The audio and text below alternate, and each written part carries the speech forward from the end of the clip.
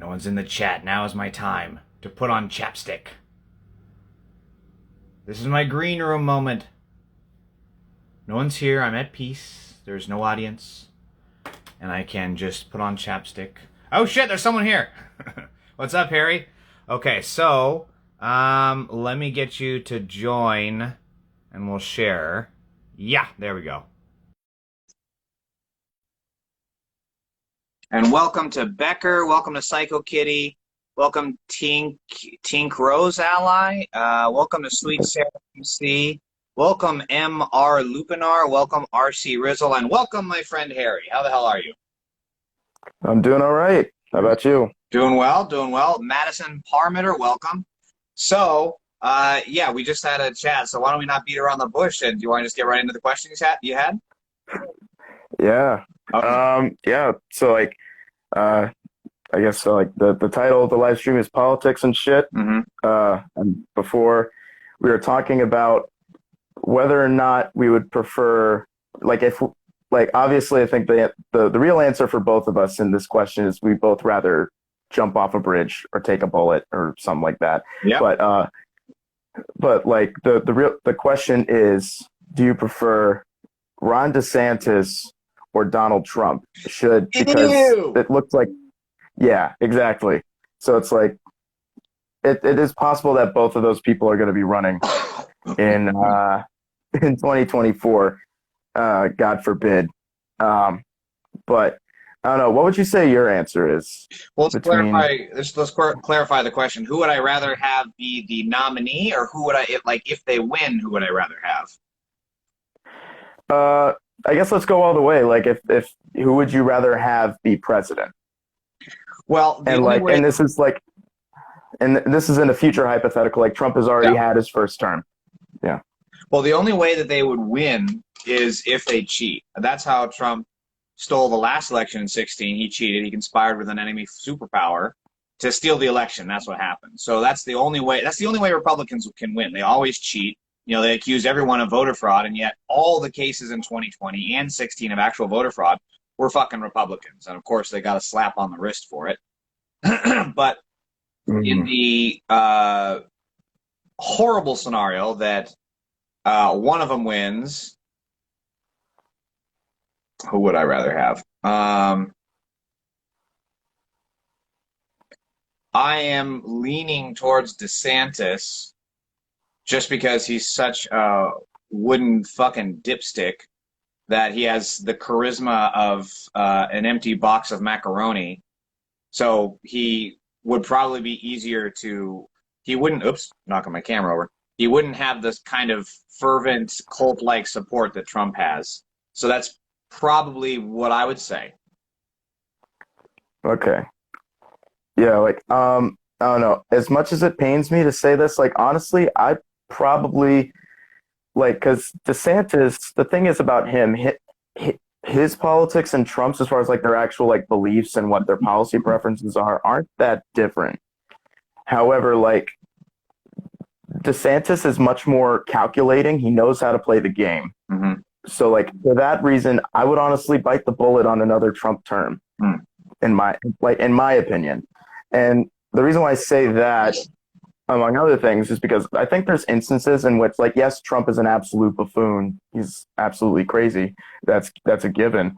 However, I would say there are many cases in which his insanity has actually saved us from certain things, because Trump knows how to get a crowd on his side. He knows how to, work a room at a rally. Yeah. He knows how to play that game.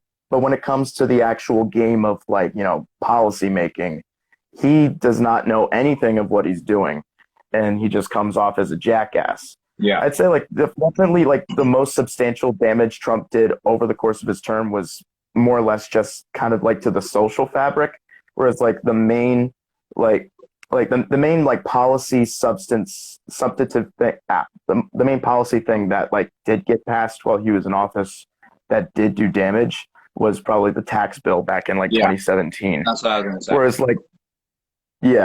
Whereas DeSantis, yes, he's not as much of an open buffoon, so maybe the shit doesn't stink as much.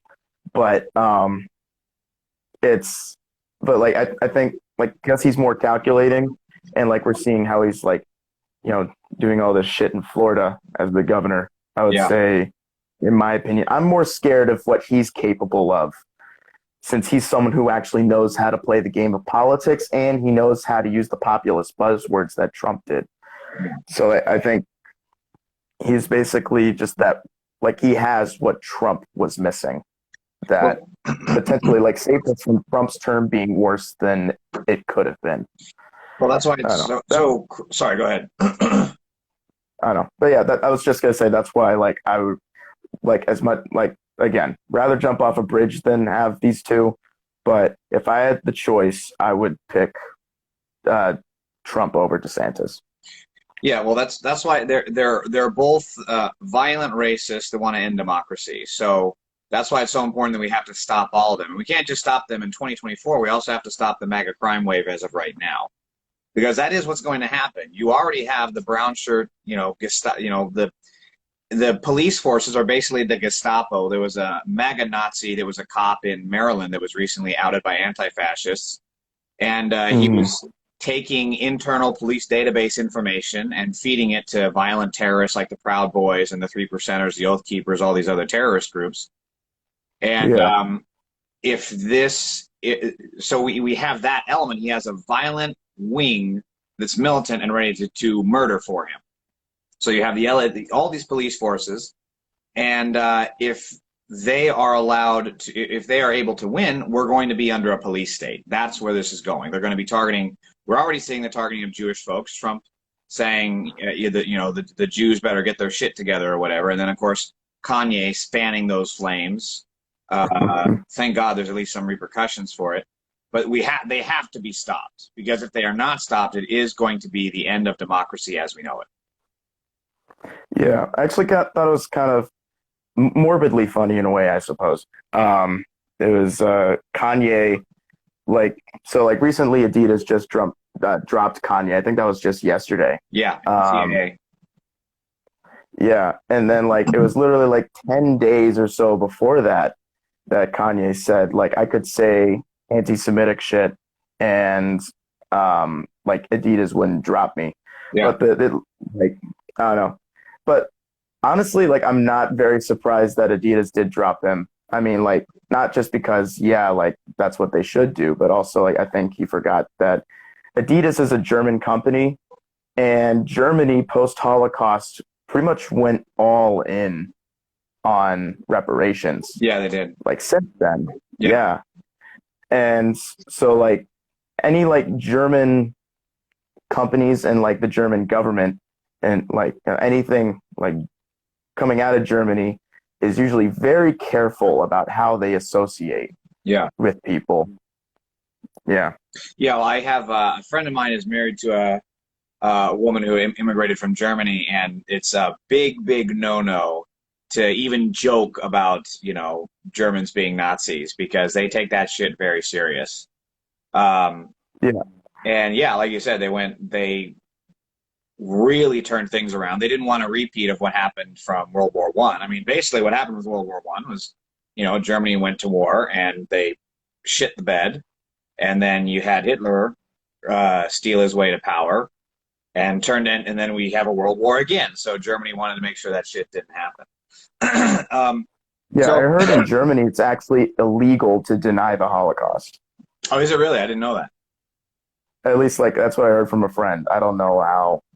I don't know. I'm not an expert in German law, but I think honestly, given what Germany has done, the Nazi Party itself was outlawed, if I remember right. I thought I'd have to look it up. Yeah. Being I think it's more or less just the term. I wouldn't say the actual beliefs of the Nazi Party are completely outlawed, because there is a far right party in Germany that's one of the larger parties. But the term Nazi, I know, has been banned in the government. Yeah. You're not allowed to associate with Nazis. Yeah. And then I don't know, given what Germany has done since the Holocaust, I wouldn't be surprised that it would actually be illegal to deny the Holocaust in Germany. Yeah.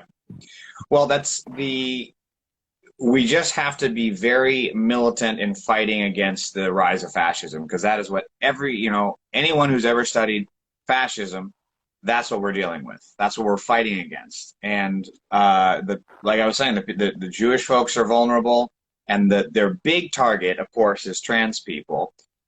What is with the Republican crime party's obsession with kids' genitals? Why do they focus on that? What a bunch of fucking perverts and freaks, and why in the hell are the Democrats too goddamn weak to just tell them, stop, get kids' nuts out of your mind. Stop thinking about that, you fucking freak, and let them live their life. Like, I don't know. I honestly don't understand. I think it comes down to, like, I mean, I know this is not the case with every single Republican, but the ones who like have the megaphone, I think a lot of it comes down to religious fundamentalism, which seems to, like, as we've seen with like the hard line stance against like Roe v. Wade and abortion rights, like religious fundamentalism has always sort of been a part of the Republican Party, but like it's becoming more and more pronounced in the most recent, news cycles. Yeah, I would say, especially with like, and like, especially like with like the "Don't Say Gay" law in Florida, and all these like bathroom bills that are now popping up around again. It just speaks to a lack of the Democrats' fighting ability, because they never look. Just this week, a Republican running for Congress in Arizona was arrested. I believe it was soliciting a minor, if I remember. No, okay, I remember now. He was parked outside of a preschool and he was jerking off. Why is that not the number one talking point for every fucking Democrat? Say, hey, look, you vote Republicans, get pedophiles. That's what happens. Why are they not saying this? Why this is such, and this is like the Republican crime party has to make up these weird ass fantasies that they have in their head and say, oh, the Democrats, well, they have a pedophile ring in a pizza basement in a building, and then there's no fucking basement in that building. Like, they make up all the insane, easily disproven shit, and then when the Democrats come across actual pedophiles in the Republican crime party, they don't say anything.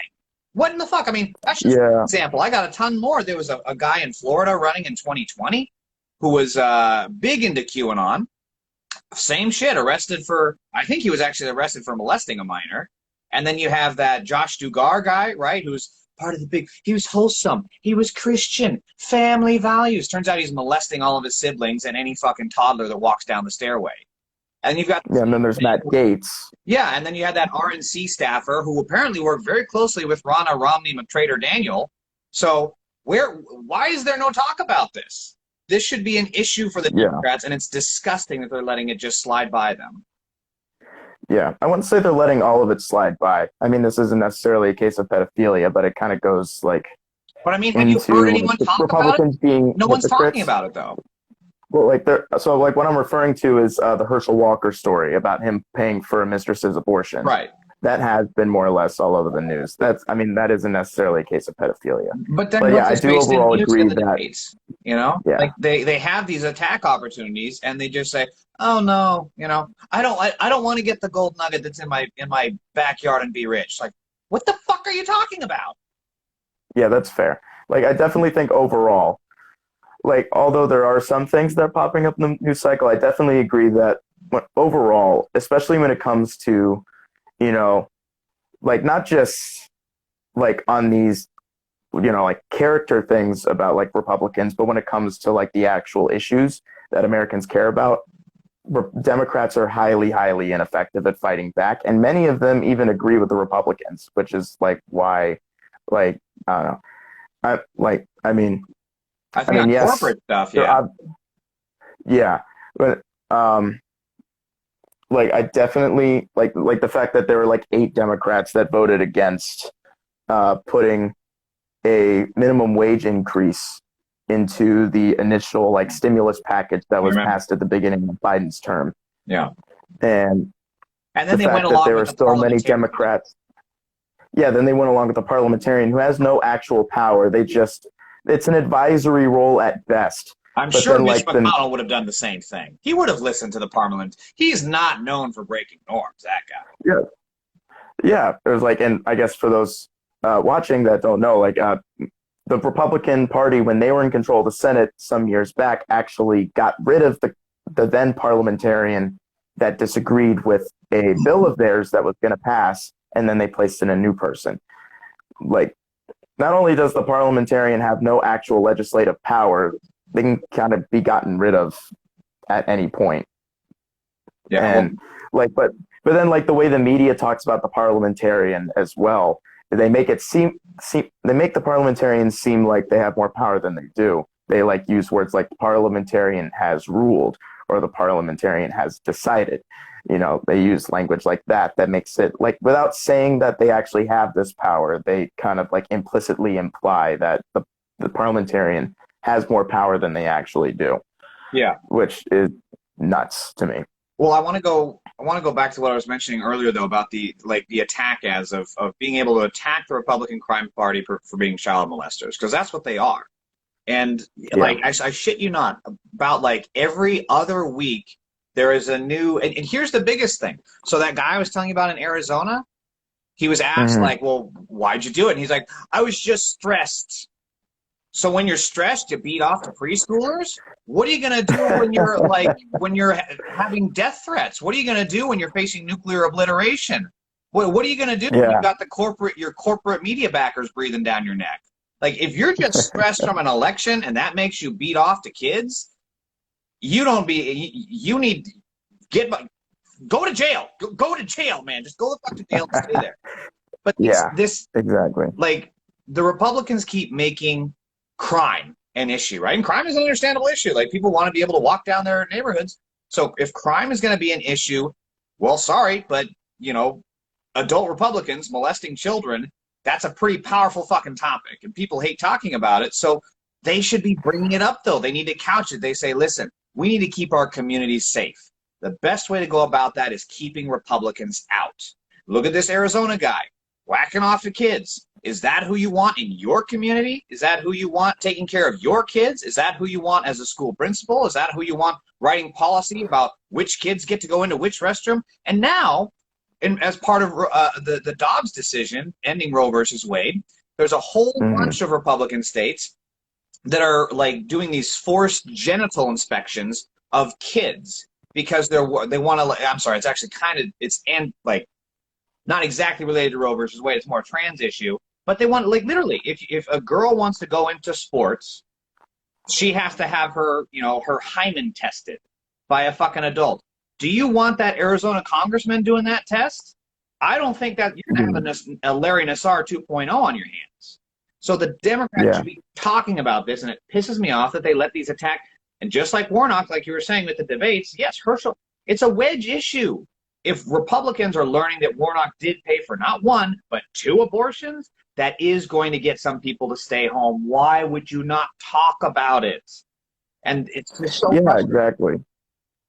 And I don't know. I'm actually kind of like, I don't know. And I was a little bit worried about Georgia for a bit, but I think after that, especially since like the last election, when like the other 2 Republicans that lost their seats in Georgia in 2020 were not necessarily under this high level of scrutiny, I am pretty optimistic now about the Raphael Warnock race in particular. Oh shit! But the one that I'm actually like I have paid attention to closely in the past is the John Fetterman Dr. Oz race. Yeah. And what was it like? I forgot. Was it like Dr. Oz in his line of work has like killed multiple dogs? Yeah, in, like it was some kind of an experiment, you know, scientific product experiment, you know, for corporatism, and they tested the product and killed like 100 or 300, like 100 dogs or some stupid shit. Like, it's disgusting. Why would you not talk about that? You know?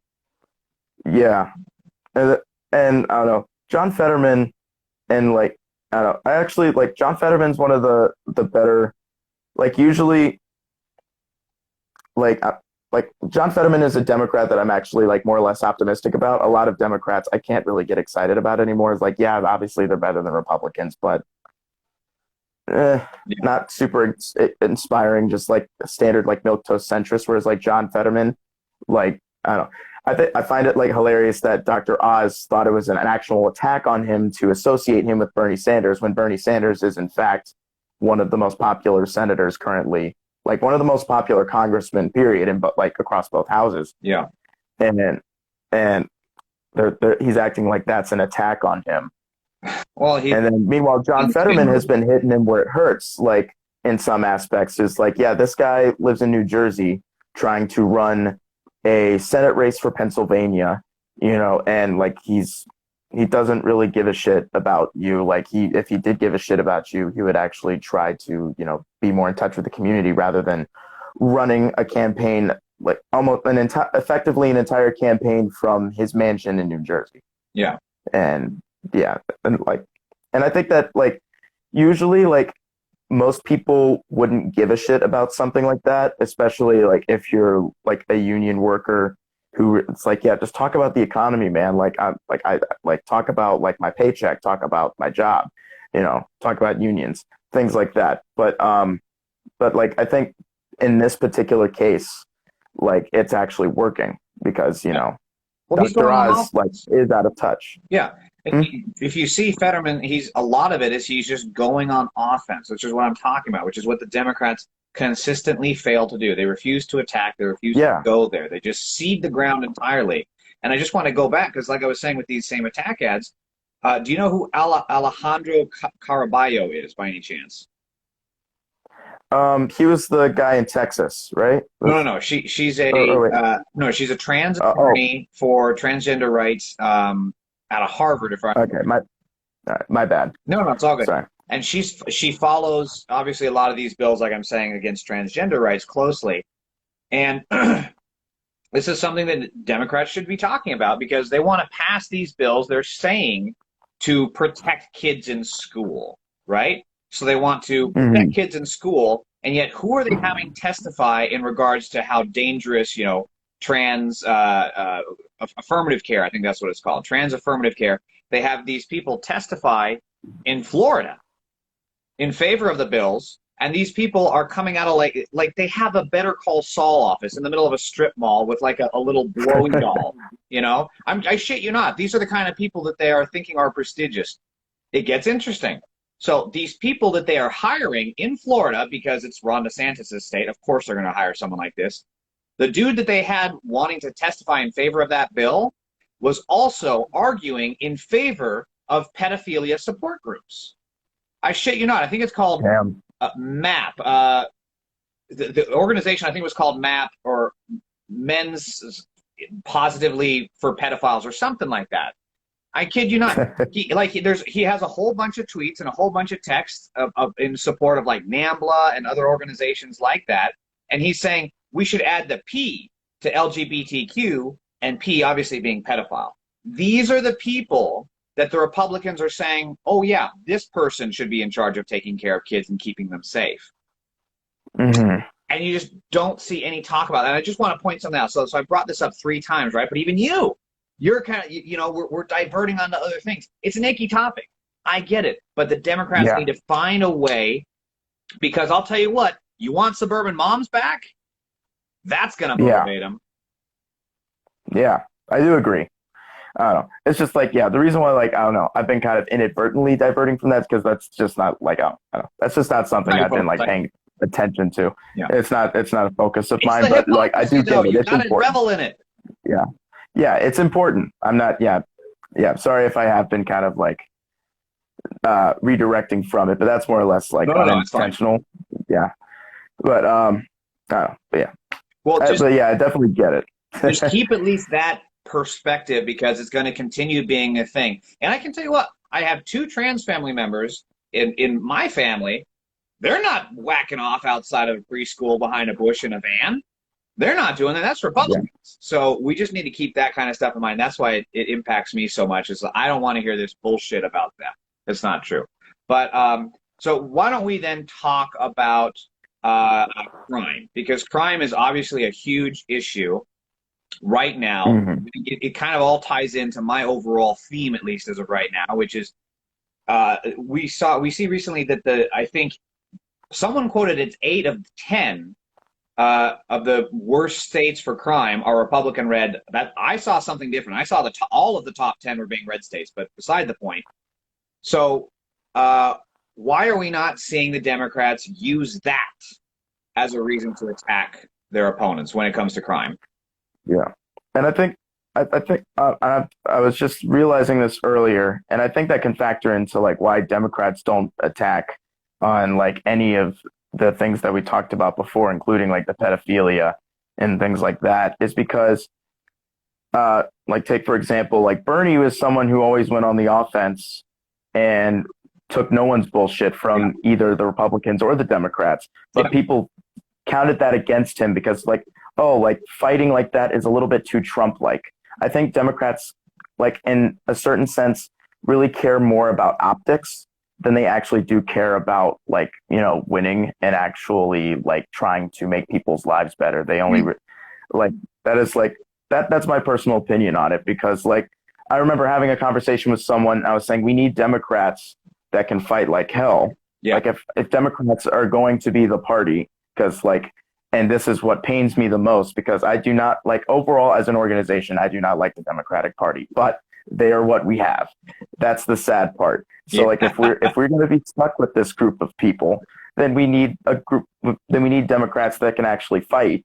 And I use the term fight like hell. And then the person I was having a conversation with was like, oh, I know someone who said fight like hell, and he was referring to Trump. And it was like, well, that's not like, I mean, yeah, but the thing is, like, Trump fought like hell, and it, for the most part, worked, or at least as far as getting him into office. I just want to jump in real quick on that point you're saying, like, fight like hell, and this kind of shows the both sidesism bullshit. Same thing with Maxine Waters, right? She said something similar. So when a Democrat says that, or in Bernie's case, you know, an independent, Democratic, socialist, whatever, when a Democrat says that, you and I immediately determine that as, okay, we got a phone bank. Okay, we got to volunteer. Okay, we got to go vote. Okay, we got to go get our friends to vote. We got to be a poll worker, right? When Trump says that, his supporters immediately hear violence because that is the core of their ideology. So for people to compare the two, there is no comparison. There's not. Yeah, and I think it's just like, it's a fairly recent-ish thing too, because like that's the thing that's really changed about the Republican Party since Trump, because like as far as like ideology, like as far as like actual like policy substance, like as far as like the economy, social issues and such, that hasn't really changed a whole lot since Reagan. I mean, people like to say that Reagan would be embarrassed at today's Republican Party, but he laid the groundwork for it. Not if you hear the Reagan and Nixon tapes. He was a racist motherfucker. He'd love this shit. Yeah, and like, but like what has changed is like pretty much like what Trumpism is not an ideology so much as it's a style of doing politics, and it's a style of how you like rally up your base, and like how you rile up your base as well, and yeah, like, and like, and I'd say that's not necessarily like, and I guess to their credit ish, because like I don't like the Democratic Party. I certainly don't like the Republican Party. But like there are some Republicans who like here and there who are like, yeah, I don't like this like violent style. But like I guess the unfortunate thing is like the people with the megaphones, like the people with the loudest voices are the ones that megaphones. The megaphones, yeah, good pun. Yeah, like those, yeah, trademark it. Yeah, it's like those are the people that, you know, end up, you know, taking control. That was certainly the case with like the Tea Party wave back in 2010. Ugh. Like those, like they were a group of like loud, obnoxious assholes, and I don't know. What I find it funny, like there was like this politician named Joe Walsh who was elected to Congress in like Illinois. Yeah, and like as a part of the Tea Party wave. And then he comes out here and is like, Trump is too much. And it's like, well, you know, you laid the groundwork for it. Like, might as well accept your role. It's kind of interesting that Trump was too much, considering all the shit Joe Walsh and his fascist party was saying. I don't think it was it him or it was him or somebody else that he was associated with who like shouted, "You lie," during like one of Obama's State of the Union addresses? No, that wasn't Joe Walsh. That was someone else. I can't think of him at the moment. I don't actually think they're in the House anymore, if I remember correct. Yeah, I know Joe Walsh certainly isn't anymore. He's just doing the Republican podcast grift circuit, pretty much. I mean, hey, listen, the thing about fighting fascism is we need allies wherever we can get them. So if Joe Walsh is willing to go against them, and same with the Lincoln Party, look, I know people hate them, but they do have some influence, and I will take that. I will take that if it means beating fascism. Yep. I mean, like, I guess, like, I see your point, but like to push back on that a little bit. So like I said, when it comes to policies, like these Bush Republicans and Trump Republicans aren't really that different. It's all about like the smell of the shit you're dealing with. And, and like sort of like going back to like what I said about DeSantis, like DeSantis, very similar politics as Trump. But like the thing is, like, it's like me being like someone like I care about the policy the most. Yes, Trump is like, and Trumpism is a more loud style and a more outwardly fascist version of like these ideologies. Like, however, like in my opinion, I think it's the silent fascism that's the most dangerous. I agree. And so like that's why I'm very cautious about trusting people like Joe Walsh or the Lincoln Project, because basically like their argument by going out here and making all these I mean admittedly funny ads about Trump, like they're basically making the argument that Trump is awful, but like Bush was better. Like we missed the Republican Party of George Bush and Ronald Reagan. Like that's basically what they're implying, because these are like a lot of the people who worked for the Lincoln Project were in the Bush administration, and and Smith, Bush, for example, was arguable in some ways. I would argue was worse than Trump. He was certainly more effective at passing awful policy than Trump was. But, well, I 100% agree with you. We should be very clear-eyed about who these allies are and what their policies are. We know that they're bad for this country. Yeah. So there's no disagreement there. However, again, just like the January 6th committee, I'm very clear-eyed about how horrible a person Liz Cheney as well as Adam Kinzinger are and their un-American policies that they want to pass. But look what the J6 committee has accomplished. It's been pretty fucking phenomenal, and we needed them. So I just want to leave with that point on that. But also going back to what you're saying, like fight like hell. Are you familiar with Dark Brandon at all? Yes. So I love like Dark Brandon is like, I don't know. That's the thing about like Joe Biden has been pleasantly surprising in some instances. Yeah, right. And like I like how it's become associated with Dark Brandon. But on the other hand, it also kind of drives me crazy because in the times in which Joe Biden like arguably does some of the best things he has done as president, that's when not just Republicans go after him, but members of his own party and the media start going after him.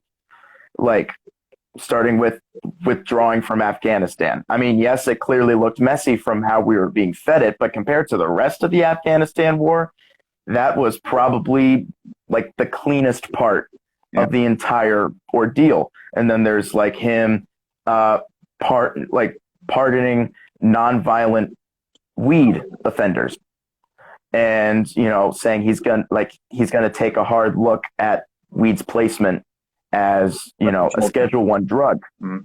I mean, that's the bare minimum, but it's definitely a step in the right direction. But that's like when people start being like, why is he doing this? Like what? Like people saying like he's placating so much to the left, but but these are the things that most Americans want. Yeah, exactly. Americans want to get out of the Middle East wars that are taking forever. They want to legalize marijuana. They want free college or near free college, like forgiveness of student loan debt. Like that's like when Joe Biden pardoned like a small fraction of student loan debt, a step in the right direction, but not enough. Not enough. But the thing is, like, it's a step in the right direction, and that's when like everyone starts going for him. like everyone in power, at least, not just like I said, not just Republicans, but members of his own party, as well as like the media. Well, and like not just like Fox News and Newsmax, but also like MSNBC and CNN. Because that's when you I don't know. Can we just like get rid of cable news? Cable news is I don't know. It's a very like it was always a very troubling line between info and entertainment to begin with. But I don't know. Like it's I don't know. Each cable news for Fox News, it's like their Republican Party hacks, MSNBC Democratic Party hacks. Like, can we just get rid of cable news? Like print media does its job for the most part. I enjoy print media. Well, you're touching on something very important that I do want to talk about with corporate media. So I do want to get into that, but yeah, I wanted to just go back to the whole Dark Brandon thing. That was like more or less like a side tangent that I couldn't inevitably just kind of inevitably happened. But I apologize. It's a good topic. I want to talk about that more. That was one of the things I wanted to discuss. So, but with Dark Brandon, you saw a big bump in Democratic enthusiasm. You saw a big bump in his polling. A lot of that, I think, is partly due to he stood up. I mean, he's called the maggots what they are. He called them fat. He should have dropped the semi, but whatever. He called them fascists. Like you're saying, it's a step in the right direction. And when was the last time he said that? I mean, that was months ago, and he's still not saying that. That should, like, there was a huge boost. Just talking to my mom, talking to my family members, and I know that we're different on this, but we are proud Democrats, me and my family, right? So for them to see that and say, yes, that's what we want. And now somebody took Joe's batteries out. Now he's just powering. So come on. And that we need to have that fight like hell. And I just don't know how to encourage them to do that more. Yeah. And it's funny you actually mentioned like Joe was kind of powering down. It was actually very recently that, I mean, this wasn't like a substantive thing that he did, but he did he called out the Republicans for wanting to defund the entitlements like Social Security and Medicare and Medicaid. And then he said, it was actually kind of funny. Like he whispered into the mic, talking about allowing for funding to be cut to those things. Like he leans into the mic and he's like, I'm not gonna do it. And I was watching one of my favorite political commentators, Kyle Kulinski. He was saying that that's one of those moments where Joe, he says Joe Biden he's not swinging his nuts, he's swanging his nuts. Good way to describe it. But it's true. We need that. We need more of that. And I tell you, when the Democrats actually put up a fight, people get interested. And also kind of talking this kind of leads to segue into corporate media. You're saying get rid of cable news. I mean, I think that's kind of bordering kind of being kind of attacking the First Amendment. So I'm not in favor of that particular line of thinking. But what I do say is that corporate, I could phrase it better. Corporate media is the problem, because you're talking about the difference between information and entertainment, right? Which is Fox fake news is all entertainment, no actual news. InfoWars and all these other terrorist sites, same thing. So what we have corporate media that is looking for ratings. They want the clickbait, right? They want the outrage. And like you were saying with Afghanistan previously, Biden's hands were tied. I mean, the order was signed. It was going to happen one way or the other. The movement had already, there was no time to back out of it. Like everything had already, the checkers were already in motion. So he had to do it. And I'm glad he went through it either way. I am as well. And that was, again, Trump is a traitor, and he was willing to sabotage the fucking country on his way out, which is what that mostly was about. And you're right, corporate media slammed Biden for it. And it was bullshit, because the fact of it being, Trump's failed plan was barely even talked about. And I'll bet you Trump was upset about that. Why are they not talking? It was my idea. It was my idea to pull out of Afghanistan. Okay, I wanted to pull out, and they wouldn't. Now they're not talking about it. Give me my Diet Coke. So the corporate media is the problem, because even with MSNBC, left-leaning, they've got fucking Chuck Todd. Are you kidding me? Andrea Mitchell, these two fucking clowns. And they always are on anti-Biden bullshit. So if there was ever something we need to abolish, it's corporatism out of media. Yeah, Chuck Todd has the charisma of a bowl of just plain instant oatmeal. No milk. Oat milk. Yeah. Or I actually kind of like oat milk. No, I said I don't no like milk. plain. No milk. Oh yeah, no milk. I thought you said oat milk, but yeah, No. oatmeal. But Yeah, he's a bowl of human, regular ass instant oatmeal. Never had an interesting thing to say in his life. Same thing with like, I don't know, like over at CNN, Wolf Blitzer. I'm sure like if he wasn't propped up by CNN and like he was basically doing like the YouTube political commentary circuit, he wouldn't have any subscribers at I all. don't understand that man's base. I see no appeal in that. I mean, I'm sure he's a probably a nice, decent enough guy, but his role as a newscaster, I don't see what he brings to the table. Personally. Yeah. One thing I don't understand is like CNN Chris Cillizza. He's trying to like do God. the YouTube political commentary thing on cable news, and they have like their YouTube videos. Like honestly, like if the YouTube algorithm wasn't so freakishly like biased towards cable media and like like the more corporate news sources, like he wouldn't get a single view.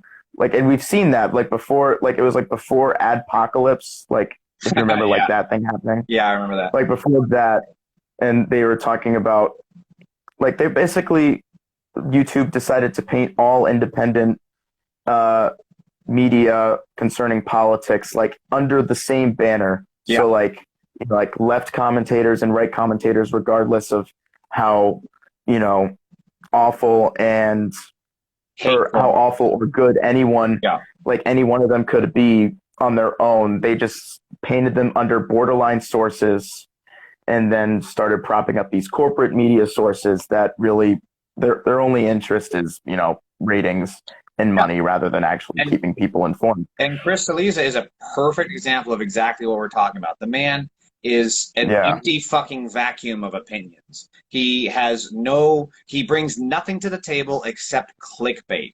And even his clickbait is boring. Like seriously, you read the stuff and you're like, ew. Like it's disgust. It's not a, oh my God, it's a, ew, that's where your mind went, And he has no value, and that is exactly the problem with corporate media. Is they just want the clickbait, no matter how wrong, factually fucking wrong, which Chris Cillizza is a lot. How factually they're wrong they are on the topic. They just want the outrage, the clickbait. Yeah, I think the top two. It's like in the 2020 election primaries. I think his like top two in his 2020 power ranking was Kamala Harris and Beto O'Rourke. Oh my God. Neither of which made it to Iowa. Yeah. It was, I don't know. There was that moment in which Kamala Harris, like she, beat Joe Biden's ass with a cane on the debate stage. Like that first round of debates. Kind of remember. And like she did get a boost.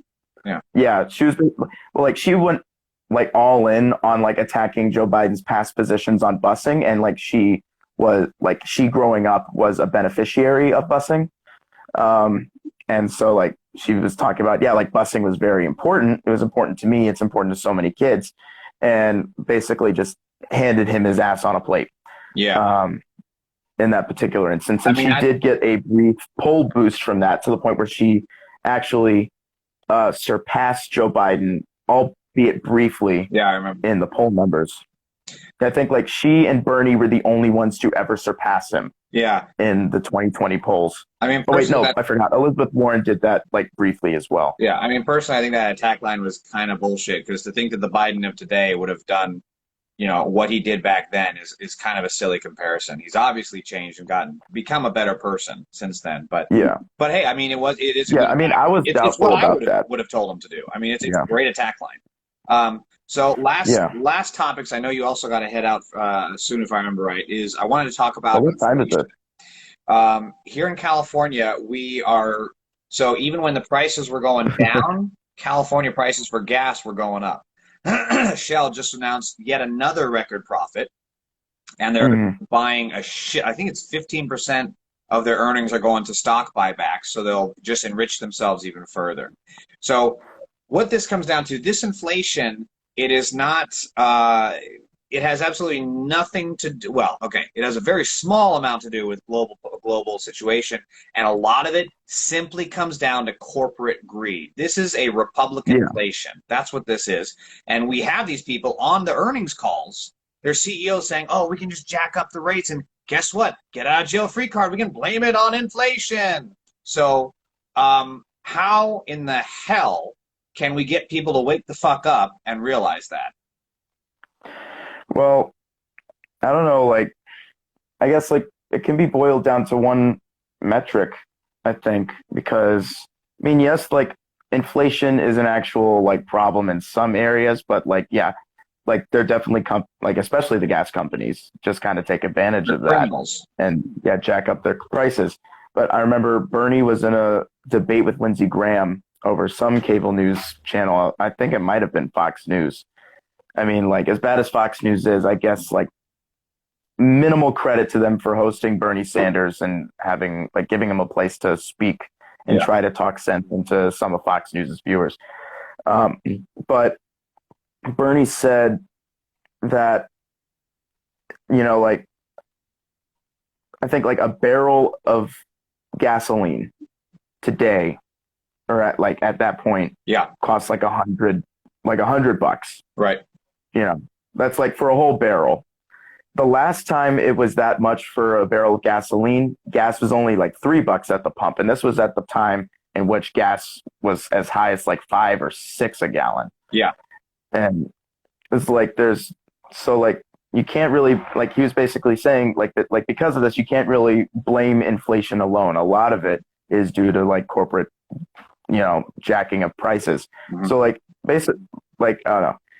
My best answer is, you know, bring up like those metrics, but I know like a lot of people are just going to be like, well, that's just, you know, Joe Biden liberal talking points. But like, I'm not even a liberal, dude. Don't come at me with that bullshit.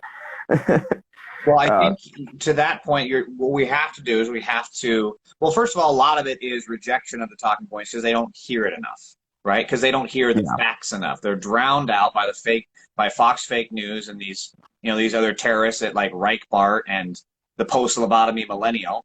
They're a bunch of bullshitters, and we need to talk the facts, which is corporate profits are up, especially during the pandemic. Wages of the working class went down, and the earnings of the richest people in the world, they got even more billions. That's a fucking undeniable fact. And we need to talk about that more because that's what they're happening here. They're taking advantage of a crisis, and they are price gouging the shit out of this. So make it about you. What's happening to your wallet? Mm-hmm. Well, how do you feel about these billionaires hiking prices to screw you over while your boss is talking about cutting your job entirely? Because that's what's happening. Yeah. This has nothing. And by the way, how in the fuck is a Democrat going to be in control of big oil, which is a Republican lobby? Come on. Let's have some fucking critical thinking here for a minute. So we have to just repeat. Unless you're Joe Manchin, but Joe Manchin isn't worth shit. He's no Democrat. He's a piece of shit. He's a Demo shit. That's what he is. So we need to repeat these talking points and these facts that it is the price gouging criminal Republican corporatists that are doing this. Yeah. And I guess, we could definitely both agree on that. But the thing with Joe Manchin, if you don't mind me like talking about this for a bit, like, I don't know, why has Joe Manchin been decided as like the arbiter of good decision making, since he's like, I don't know, he's the one that often goes against his party, especially when you have like Bernie has just as much capability of fucking up a vote as Joe Manchin does, but people act like Bernie, like people don't act like Bernie or like other progressives in Congress are the ones that have to be convinced. They always have to act like Joe Manchin and Kyrsten Sinema are the ones that have to be convinced on a topic. Like, I want to see like Bernie, or like, I mean, as much as like, I don't like her as much as I used to, but Elizabeth Warren, like fucking up a vote on something because like it's not progressive enough. Yeah, but the fact is that's just the realities of the power control. That's the makeup of power in the Senate right now is Kyrsten Sinema. If they're generally speaking, if there is a bill that's going to help the working class of America, you'll get 48 votes for it from the Democrats. No Republicans, of course, because they're anti-America. However, the two fuckers are Kirsten Sinema and Joe fucking Manchin, you prick. So those two are what a lot of it hinges on, and it shouldn't be that way, but that is the way that it is right now. Yeah. I don't even think it necessarily has to be that way, though, because like Joe Biden, I think, has more sort of like implicit power than I think he realizes or just doesn't acknowledge. Because if you go back to, yeah, I agree on that. If you were, because Joe Biden does have the power of the bully pulpit. Yeah, and like Lyndon B. Johnson. Yes, like there was a Democratic supermajority, but keep in mind at that time, a lot of Democrats were still in favor of segregation. Yeah. Like he was able to use the power of the bully pulpit and use like sort of a carrot and stick approach. Yeah. To get Democrats on his side and eventually like pass like the Civil Rights Act and and obviously not to, take away any credit from the hundreds of thousands and like millions even of the civil rights activists that lobbied their asses off for that shit. But like when it came to the legislative part of it, like I guess like Lyndon B. Johnson was able to point to like the people who wanted this, like, see, this is what the people want. Yeah. They're like, get on my side of this and I'll be your best friend. If you vote against me, I'll be your worst enemy. And that's what Joe Biden should do with like Joe Manchin, Kirsten Sinema. He should like have Joe Manchin come to his office, like, hey, support this bill, that, increases the minimum wage to $15 an hour, something like that. And like just as an example, say like, if you vote for this, I will be your best friend. I will be on the campaign trail with you. I will, make sure a new military base is built in West Virginia. I'll put a whole lot of, pork barrel spending, towards West Virginia. Like, I'll be your best fucking friend. If you vote against this, I will be your worst enemy. I will make sure that, that your primary challenger gets elected over you. Yeah. I will do everything I can to knock you out of here. So like, what is it? Are we going to be friends or are we going to be enemies? Right.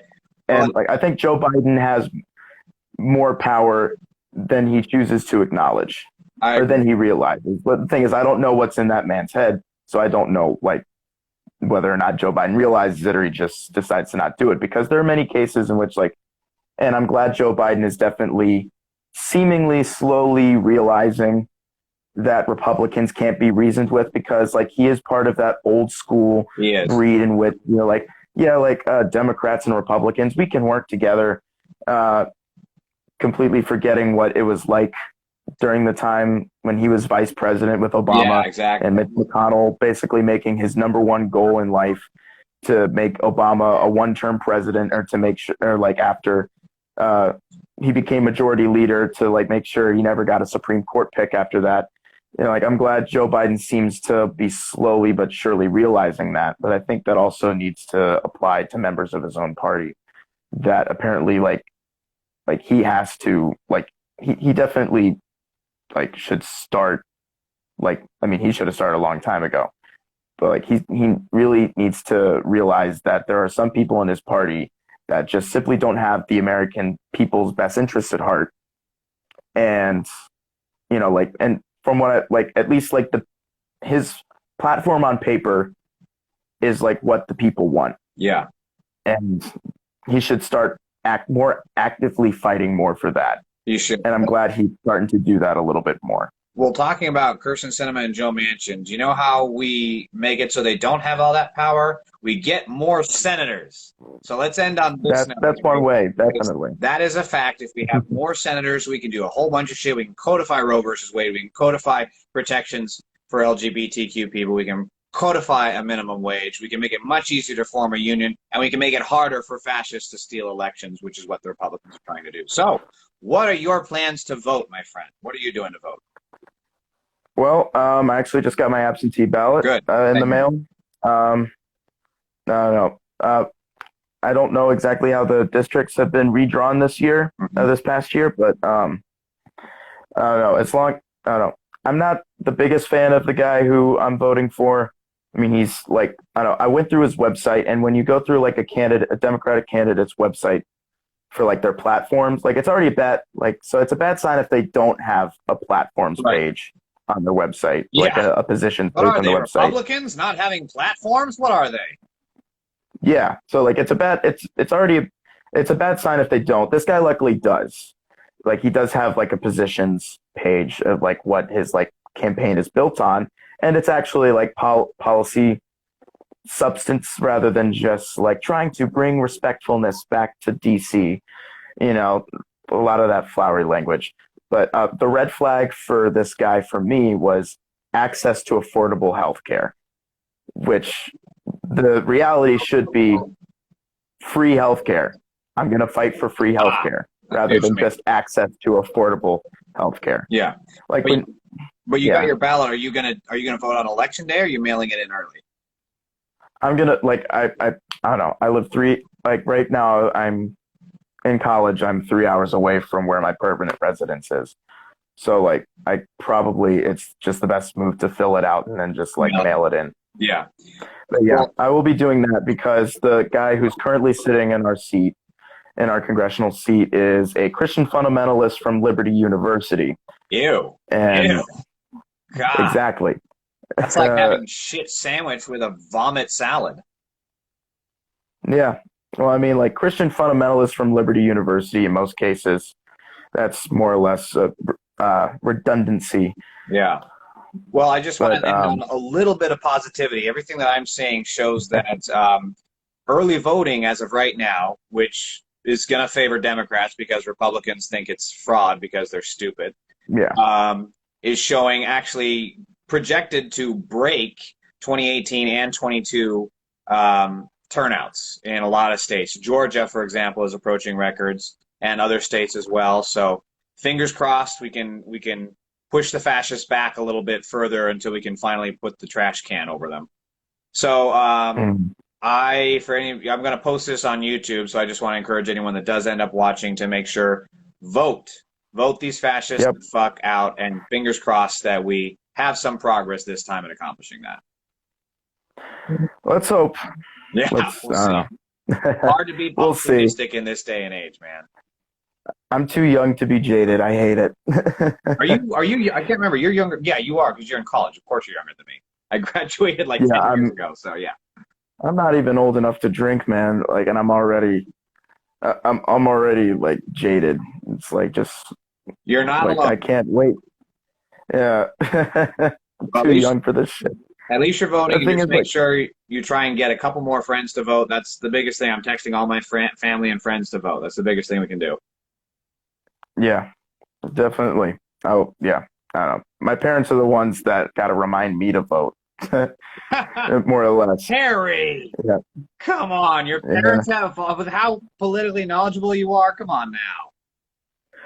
Yeah. Okay. So, like, I'm politically knowledgeable, but, like, I don't know. I've become more and more jaded with electoral politics, and I've shifted more of my focus on union politics, which I think when you get right down to it, like, we have a foundation built up for, like, within electoral politics, if only we had like a strong working class movement to hold their feet to the fire. Because as much as I like have loved the squad in the past, I think when it comes to the game of politics, they don't know how to play it. And I feel like they definitely need more, like they need a working class movement behind them that's built by unions and built on strikes, which is like, I was very happy to hear about, the, like Amazon in New York unionizing. Chris Smalls, absolute fucking legend. A lot like the increase in strikes over the past year. I've been super hyped about that. But yeah, I'm definitely going to vote. I haven't given up completely on electoral politics. It's just not my main area of focus. I get it, like voting is the bare minimum of what someone should do. I mean, like, yes, voting is important, but if that's all you're doing, and like, I know this is certainly not all you're doing. That's not directed at you, obviously. No, this is directing at anyone who might be watching this.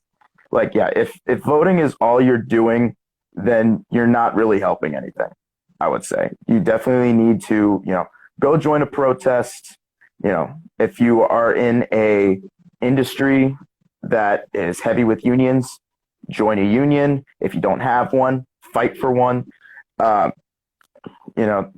Well, Like just remember, there's no union politics if the fascists take over electoral politics. Fascists don't typically have a good reputation of treating union leaders well. Let's just remember that. that is very true. Yeah, All like right. and that yeah, and that's why I'm gonna finish this. Like finish what I have to say off. Yeah, sorry, go ahead. Like when you can't have one without the other. You have to have, like, in my opinion, you can't have just a workers' movement without an electoral, like without a political movement. Yeah, I agree. As far as like, or at least like when it comes to like a government. I don't know. I'm falling over my words, but yeah, you have to play sort of an inside outside game, and so you have to have like a movement, like with Bernie, being a political leader in government with people like Chris Smalls who are like building a working movement from the ground up. You need to have both of those elements, in my opinion. I 100% agree, brother. Again, I do want to thank you for coming to chat with me. I don't do these very much anymore because I just don't have the fucking time for it lately. But thank you, because we've actually had a lot of people join and watch. So it's been great, great chatting with you again. And we got to keep in touch. I'm sorry we kind of fell off after 2020, but let's keep in touch, okay, brother? Yeah, no problem, man. Yeah, it's been fun. All right, thanks, man. Right. Good. Can I say where? I mean, I'm not going to say obviously where. I'm not going to dox you, but can I say you're going to a thing? Can I say that? Yeah, like yeah, I have your rehearsal. Yeah, I mean, good luck on your rehearsal. That's what I want a rehearsal. Yeah. All right. But yeah, I don't know. What are you doing after this? I've actually got to go. I'm getting my car cleaned, so I got to go drop that off, and then I'm going to walk the dog back, and then I have a phone bank after that too for the Democrats. So I'm going to do that as well. Yeah. So yeah, I have a rehearsal today, and then tomorrow, providing if I have time, which more than likely I will go to Walgreens and get my flu shot because flu is bad over here. I've heard. Yeah, I'm getting my booster shot, and I'm going to get a flu shot at the same time. Just get them both out of the way. But yeah, brother. Again, thank you so much for joining me, and we'll keep in touch. Yep, no problem. Thank you. Talk to you later, brother. Talk to you later.